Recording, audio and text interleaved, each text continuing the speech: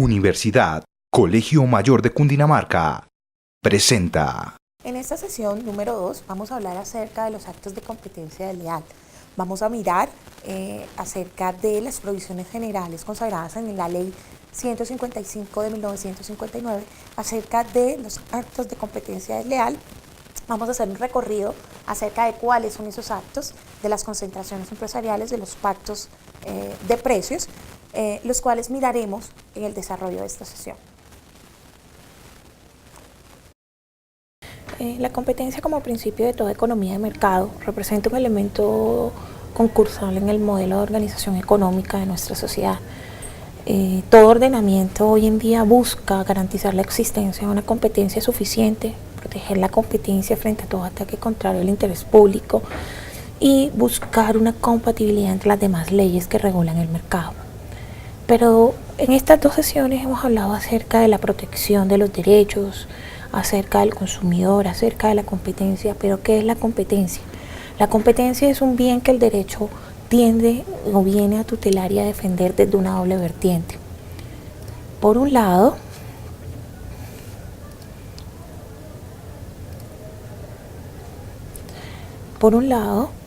podemos ver que se regula la libertad de competencia. ¿Qué es la libertad de competencia? Las normas que tienen como finalidad la defensa de la competencia y que prohíben o someten al control de los comportamientos de los operadores económicos que impiden la existencia de la competencia de mercado. Por otro lado, el tema de la competencia desleal.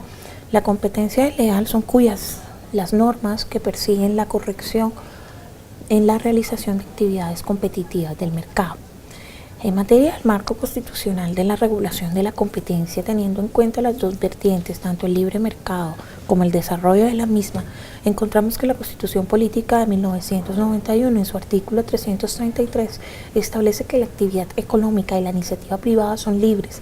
Dentro de los límites del bien común, la libre competencia económica es un derecho que todo supone responsabilidades. El Estado, por mandato de la ley, impedirá que se obstruya o se restrinja la libertad económica y evitará o controlará cualquier abuso de personas o empresas que hagan de su posición dominante en el mercado nacional. Ya pasando un poco de la Constitución Política o desarrollando esos preceptos constitucionales, la Ley 155 de 1959 fue la primera que empezó a hablar de temas de competencia, y fue esta ley la que trajo la prohibición general, estableciendo que quedaban prohibidos los acuerdos o los convenios que directa o indirectamente tengan por objeto limitar la producción, el abastecimiento, la distribución o el consumo de materias primas, productos, mercancías o servicios nacionales o extranjeros en general, toda clase de prácticas, procedimientos o sistemas tendientes a limitar la libre competencia y a mantener o determinar los precios inequitativos. El marco normativo, digámoslo así, lo podemos ver desde dos puntos. Por un lado, tenemos un marco general que nos trae la Constitución de 1991 en su artículo 333. Y por otro lado, tenemos un marco específico que se divide en dos. Por un lado, las prácticas restrictivas consagradas en la Ley 155 de 1959, el Decreto 3307 de 1963, el Decreto 1302 de 1964, el Decreto 2153 de 1992. Y por otro lado, lo concerniente a la competencia desleal, que lo podemos encontrar en dos leyes fundamentales, la Ley 256 de 1996 y la Ley 446 de 1998. ¿Qué son concentraciones económicas?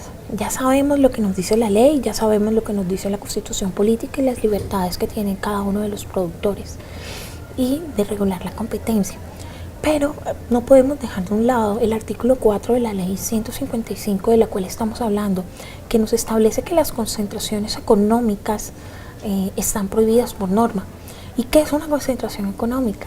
Digamos que las empresas que se dediquen a una misma actividad, imaginémonos una productora, una abastecedora, distribuidoras o consumidoras de un artículo determinado, materia prima, producto, mercancía o servicios, cuyos activos individualmente considerados en conjunto asciendan a 20 millones o más. Recuerden que en ese momento estábamos en presencia de una ley del año 59.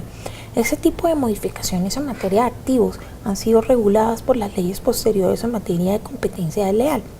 Pero aquí lo importante es mirar cómo desde el año 59 se empezaba a hablar de la necesidad que tenían las entidades que vendían un mismo producto de informar al gobierno nacional acerca de las operaciones que proyectasen o que llevasen a cabo para efectos de fusionarse, colisionarse o integrarse entre sí, o cualquiera que sea la forma jurídica de dicha consolidación, fusión o integración.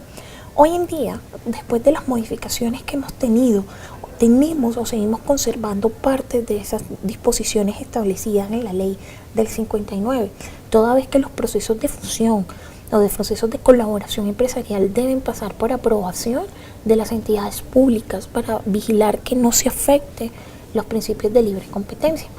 Tanto así que en nuestros días el gobierno nacional le ha dado esa facultad a la Superintendencia de Industria y Comercio, el cual tiene el derecho de objetar la operación si tiende o si piensa que ésta puede llevar a producir una indebida restricción a la libre competencia.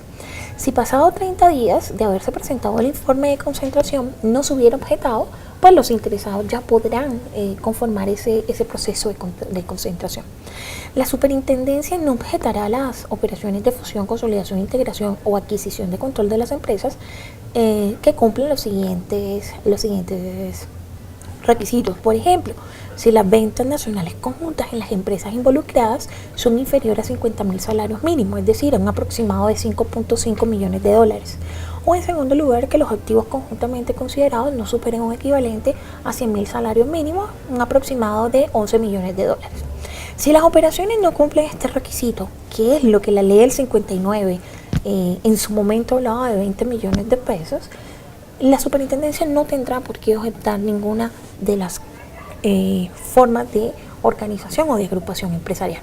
Por otro lado, la Superintendente de Industria y Comercio tampoco podrá objetar los casos de fusiones, consolidaciones, integraciones o adquisiciones de control de empresas que les sean informados cuando los interesados demuestran que pueden haber unas mejoras significativas en la eficiencia de la manera que resulta un ahorro de costos que no pueden alcanzarse por otros medios y que garanticen que no resultará de una reducción en la oferta del mercado. Esto lo encontramos en el artículo 5 del decreto 2153 de 1992. El decreto 2153 de 1992, digamos que trajo tres ejes fundamentales a los acuerdos contradictorios en materia de libre competencia. Por un lado, nos habla de todo lo que tiene que ver con la fijación de precios, tanto directa como indirecta. En segundo lugar, nos habla de lo que tiene por objeto o por efecto determinar las condiciones de venta o de comercialización discriminatoria para terceros.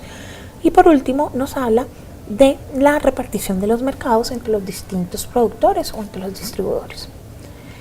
En acuerdos contradictorios de libre competencia, digámoslo así, también no solamente se sanciona los acuerdos que se puedan determinar para repartirse el mercado, sino también todo lo que tiene que ver con asignación de cuotas de producción o de suministro, la asignación o repartición o limitación de fuentes de abastecimiento de insumos productivos, la limitación de desarrollos tecnológicos, subordinar el suministro de un producto a la aceptación de obligaciones adicionales o lo que también se conoce como las famosas ventas atadas, abstenerse a producir bienes o un servicio o la afectación en los niveles de producción y la colusión de licitaciones o concursos en los que tengan como efecto la distribución de adjudicaciones de contratos, distribución de concursos o fijación de los términos para las propuestas.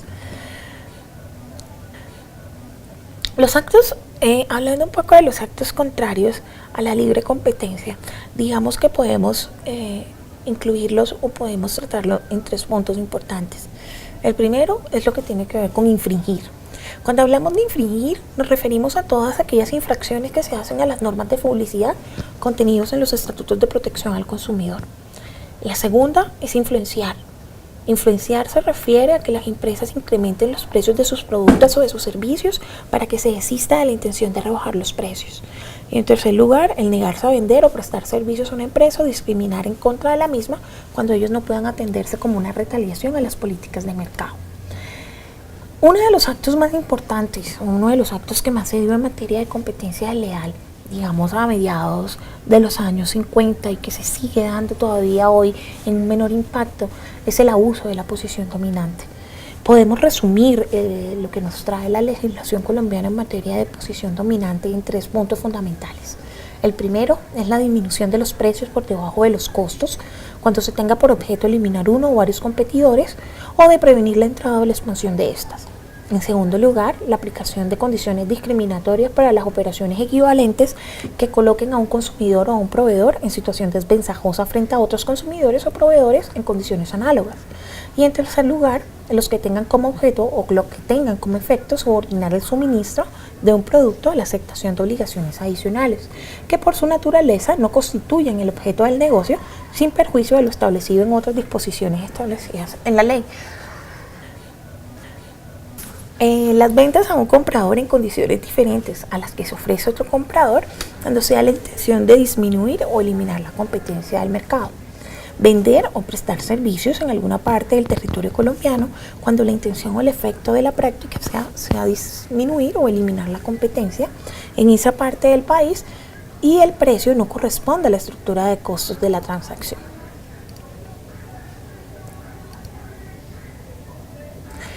Si miramos un poco el concepto de la posición dominante y lo analizamos, vamos a encontrar que hay algo común en toda esa definición y es el abuso.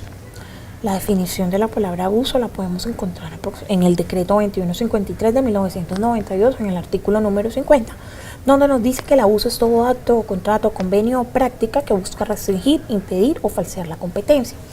Esa es la palabra clave que se da en materia de posición dominante. Y es que una persona que tiene la posición dominante lo que hace es abusar del competidor o de la parte más débil de la cadena. Es por eso que hoy en día el Estatuto de Protección al Consumidor y la Ley de Protección de Competencia Desleal le ha dado a la SIC la posibilidad de poner en conocimiento y de tomar las sanciones pertinentes para evitar que el abuso de la posición dominante se siga realizando. Es por eso que la División de Protección de Promoción a la Competencia de la SIC se encarga de todo lo que tiene que ver con la investigación hasta la sanción. Miremos un momento cómo funciona el tema del procedimiento de la SIC.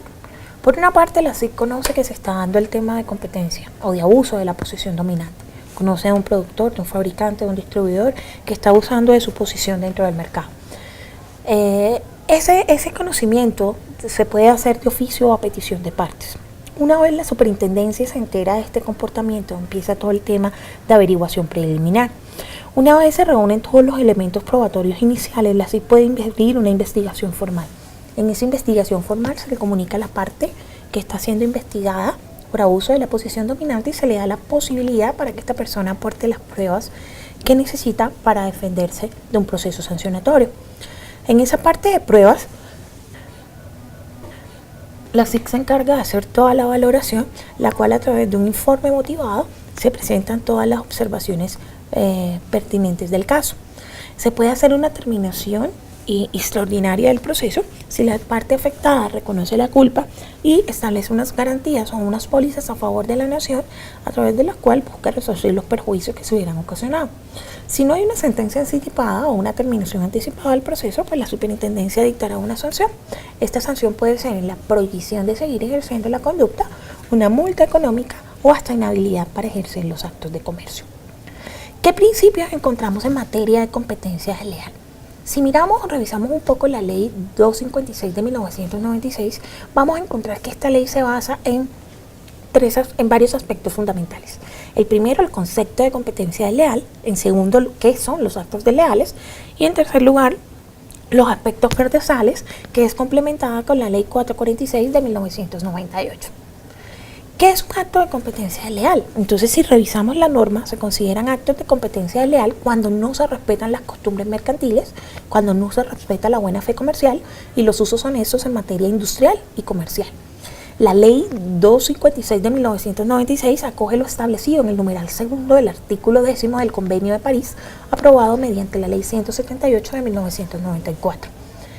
¿Qué actos se pueden considerar de competencia desleal? En primer lugar, desviación de clientela, desorganización, confusión, engaño, descrédito, comparación, imitación, explotación de reputación ajena, violación de secretos, inducción a la ruptura contractual, pactos desleales de exclusividad en los contratos de suministro, entre otros. Aspectos procesales. ¿Qué acciones se pueden tomar en materia de competencia desleal?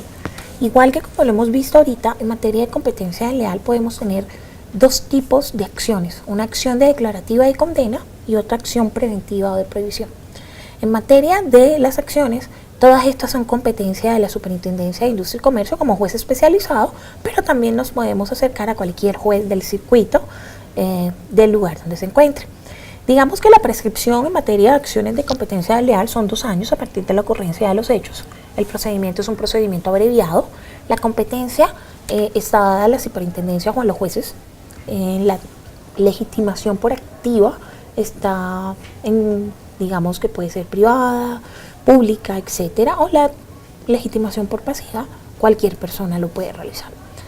La ley 446 de 1998 le dio a la SIC las facultades de competencia desleal, estableciendo el procedimiento a través de la Delegatura de Promoción a la Competencia y de Prácticas Comerciales y a las facultades jurisdiccionales que son alternos a los jueces en materia de acciones particulares o concretas.